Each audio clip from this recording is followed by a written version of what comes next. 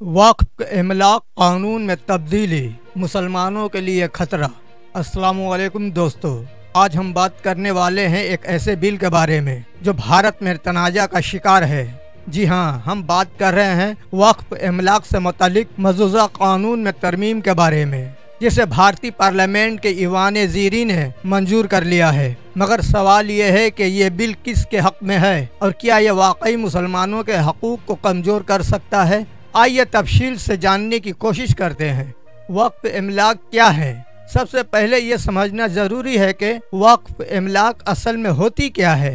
वक्फ इस्लामी कवानीन के तहत वह जायदाद या ज़मीन होती है जो किसी नेक मकसद के लिए मख्तश की जाती है, जैसे कि मस्जिद, मदरसा, यतीम खाना या कोई और फलाही काम।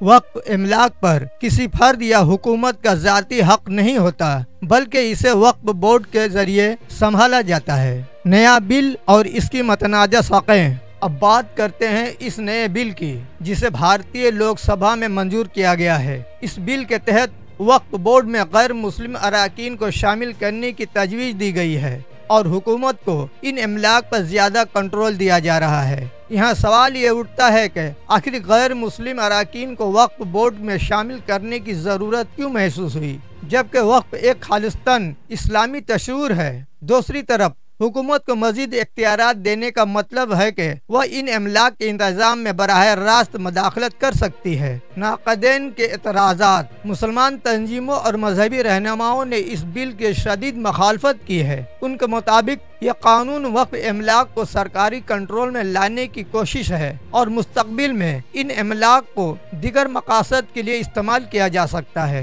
कुछ लोगों का मानना है कि यह बिल एक बड़े मंसूबे का हिस्सा है, जिसके जरिए मुसलमानों की तारीखी जायदादों को कमजोर किया जा रहा है। कुछ माहिरीन ये भी कह रहे हैं कि हुकूमत इस कानून के जरिए वक्फ इमलाक को दूसरे मज़हब या कारोबारी मफादात के लिए इस्तेमाल करना चाहती है। अगर ऐसा होता है तो ये मुसलमानों के लिए एक बहुत बड़ा नुकसान होगा। हुकूमत का मौक़िफ़। दूसरी जानिब हुकूमत का कहना है कि इस बिल का मकसद सिर्फ शफाफियत को बढ़ाना है और ये किसी एक खास कम्युनिटी के खिलाफ नहीं है। उनके मुताबिक वक्फ बोर्ड में गैर मुस्लिम अराकीन को शामिल करने से करप्शन में कमी आएगी और इन इमलाक का बेहतर इंतजाम मुमकिन होगा। लेकिन यह सवाल यह है कि क्या यही कानून दूसरे मज़ाहब के मजहबी इमलाक पर भी लागू होगा? यह कानून मुसलमानों के लिए खतरा क्यों बन सकता है? अगर हुकूमत वक्फ इमलाक पर ज्यादा कंट्रोल हासिल कर लेती है तो इस बात का खतरा है कि ये जायदादें मुसलमानों के हाथ से निकल जाएंगी।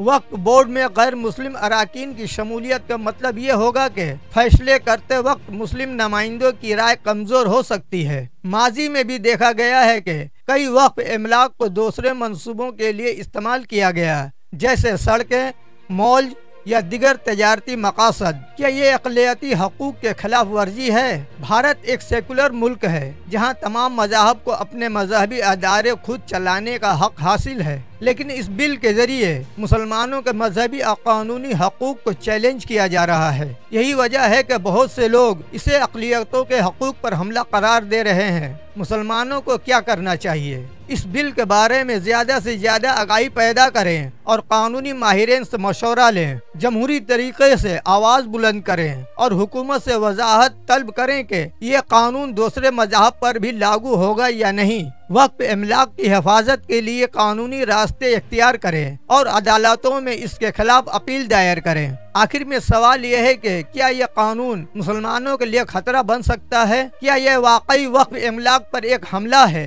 या फिर यह सिर्फ शफाफियत के नाम पर एक नया कदम है? इसका जवाब वक्त ही देगा, लेकिन मुसलमानों के चाहिए कि वह इस मामले पर चौक न रहें और अपनी जायदादों के तहफ़्फ़ुज़ के लिए हर मुमकिन कदम उठाएं। आपका इस बारे में क्या ख्याल है? क्या ये बिल वाकई एक साजिश है या महज एक कानूनी इस्लाह? कमेंट में अपनी राय ज़रूर दें। फिर मिलते हैं अगले वीडियो में। जज़ाक अल्लाह खैरन।